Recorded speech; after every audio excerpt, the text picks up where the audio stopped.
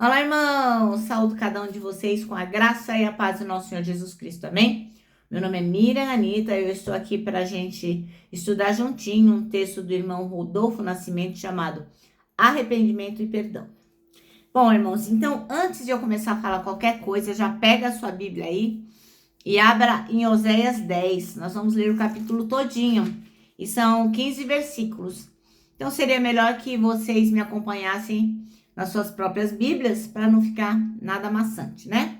Bom, então, como eu dizia, o pastor Rodolfo Nascimento escreveu esse texto para o Manancial, que é um devocional diário produzido pela União Feminina Missionária Batista do Brasil, que oferece meditações baseadas na Bíblia, que é a palavra de Deus. Uma meditação para cada dia do ano. E quando lemos o Manancial, ou de forma individual, ou com a família, isso nos inspira, exorta e edifica. Promove o nosso crescimento cristão e nos engaja com a missão de Deus. Talvez você se pergunte por que todos os dias eu falo isso. É importante que vocês saibam que eu não tenho nenhum crédito, nenhum mérito no que vamos ler, porque a gente tem que dar honra a quem tem honra, né? Então, tudo que foi escrito é merecimento da União Feminina Missionária Batista, né? Então, eu não tenho nada aqui que seja meu. Então, é importante que eu diga isso sempre, tá bom? É por isso que eu repito. Quero pedir também que vocês se inscrevam, curtam e compartilhem para que a gente possa divulgar a palavra de Deus. Agora, vamos orar e pedir ao Senhor que nos abençoe? Ó Pai, nós pedimos que a Tua palavra entre no nosso coração, que nós possamos compreender a importância do arrependimento e de pedirmos perdão. Ajuda-nos, Senhor, a compreender tudo o que o Senhor tem para nos ensinar. Em Teu nome, Jesus Cristo, que oramos. Amém. Bom, então vamos lá, vamos ler Oséias 10, que vai falar sobre a seara, né? A gente planta o que não é bom e colhe, então, o mal que a gente plantou. Então, vamos lá. Diz assim, ó. Israel é uma videira bela e viçosa que cobre-se de frutos, conforme a abundância do seu fruto. Assim, multiplicou a construção dos seus altares. Quanto mais próspera a terra, tanto mais ergueram colunas com arte e esmero. Eis que o coração deste povo foi seduzido e dividido, e agora deve carregar sua culpa. Deus demolirá os seus altares idólatras e arrasará suas colunas sagradas. E nesse dia eles exclamarão: é certo que não temos um rei, porque não reverenciamos a Yahvé. No entanto, ainda que tivéssemos o rei, o que ele de fato poderia fazer por nós? Ora, os reis costumam fazer muitas promessas, mas não as cumprem. Juram falsamente e celebram pactos que não honram. Por isso, os litígios brotam como ervas venenosas nos sulcos dos campos arados. O povo que vive em Samaria teme o ídolo em forma de bezerro de Beté-Avém, casa da impiedade. Eis que sua gente lamentará por ele, como também todos os sacerdotes idólatras, que muitos se alegravam ao contemplar o seu esplendor, e o verá ser extirpado deles e levado para o cativeiro. Sim, até mesmo este ídolo será levado para a Síria como um presente para agraciar o grande imperador. Neste momento, Efraim será humilhado. Israel se envergonhará grandemente por conta do seu inútil ídolo de madeira.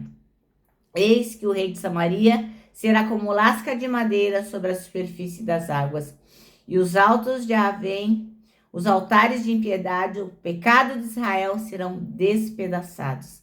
Espinhos e ervas daninhas crescerão e envolverão todos os seus altares. E nesse dia, o povo clamará aos montes: aterrai-nos! E gritarão as colinas: cai por sobre todos nós, ó Israel. Tu tens pecado desde os dias de Gibeá e continuaste errando até hoje. Porventura, a guerra contra os que praticam a malignidade não os afetou em Gibeá? Ora, eu mesmo corrigirei o meu povo quando bem entender. Nações serão reunidas contra eles para castigá-los por causa do seu duplo pecado. Porquanto Efraim era uma novilha domada que gostava muito de pisar o trigo para lhe tirar a casca. Assim, colocarei uma canga sobre o seu belo pescoço que tanto poupei. Conduzirei Efraim mediante arreios, farei Judá lavrar a terra e Jacó se ocupará de fazer sulcos no solo. Semeai justiça para vós, colhei conforme o resto der. Amor misericordioso, lavrai os campos virgens, porque agora é hora de buscar a Yahvé o Senhor, até que ele venha e faça chover sobre todos vós a chuva de justiça e salvação. Todavia, plantastes a impiedade, colhestes a malignidade, comestes o fruto da mentira e do engano, visto que tendes confiado na vossa própria capacidade e na multidão dos vossos guerreiros. Porquanto entre o vosso povo se erguerá o fragor e o alvoroço das batalhas, e no momento todas as fortalezas serão aniquiladas, como o imperador Salmão, adorador do fogo, arrasou Bet-Arbel, casa da emboscada de Deus. No dia da grande carnificina, quantas mães foram estraçalhadas junto com seus filhos pequenos.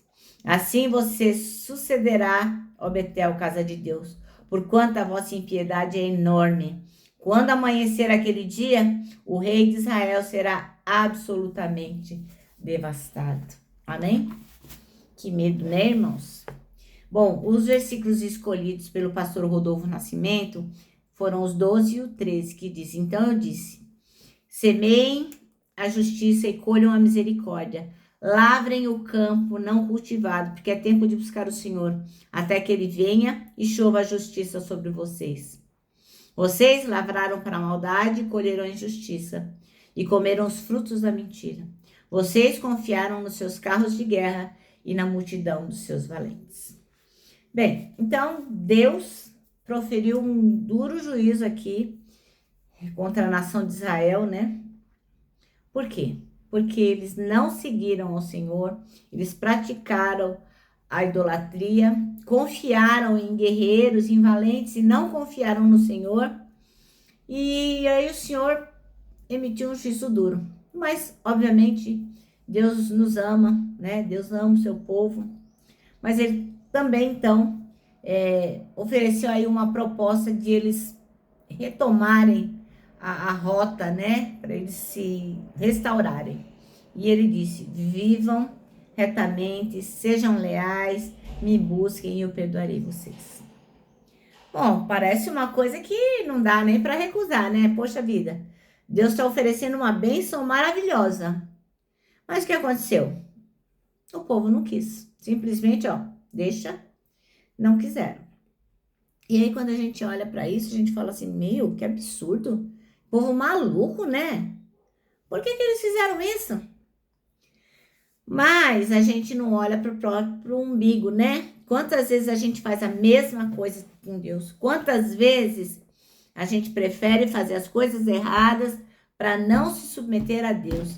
O Senhor fala, vai por aqui, a gente vai por ali. Lê a palavra, a gente não lê. Ora, a gente não ora. Comunga, a gente não tem comunhão com ninguém. Perdoa, a gente não perdoa ninguém. Enfim, nada do que Deus faz a gente acaba fazendo e a gente vai desagradando a Deus. Então, a gente vai fazendo o mesmo que o povo de Israel fez, né? Quantas vezes a gente fica, né, permanecendo no erro? Quantas vezes a gente se mantém numa situação que a gente acha, que é bem bacaninha para nós, mas que Deus não se agrada.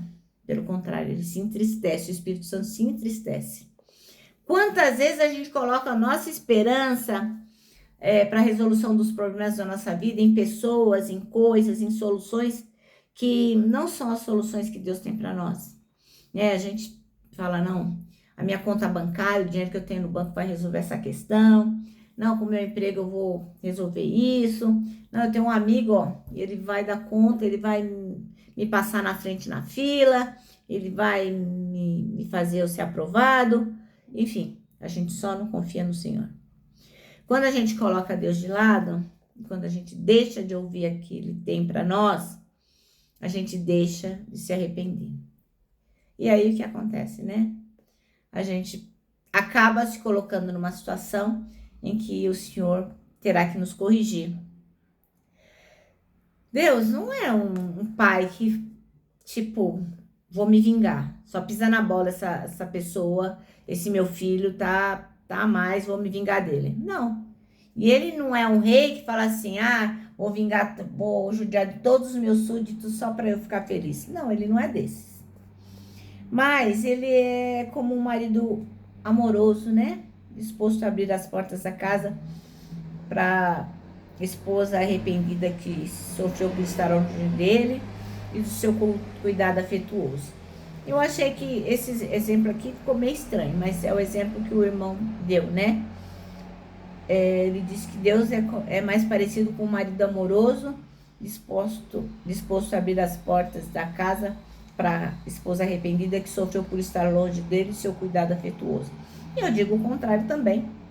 Deus é aquele que a gente pode entender usando a metáfora da esposa que perdoa o marido adúltero e quando ele reconhece que errou, ou do filho que comete um delito e a mãe e o pai perdoa. Então eu acho que o Senhor, ele se parece, né, usando metáforas humanas para que a gente possa compreender, com pessoas que são capazes de perdoar e não se vingar. Bom, então, diante dessas metáforas, desses exemplos, né, que a gente possa se lembrar, né, que há sempre uma chance, de nós nos arrependermos e há sempre uma chance de voltarmos para Deus, porque nele existe o perdão verdadeiro. Amém? Bom, o nosso manancial termina assim, ó. Se há arrependimento verdadeiro em nós, há perdão verdadeiro em Deus. Bom, termino agora deixando aqui meu abraço de urso, ó.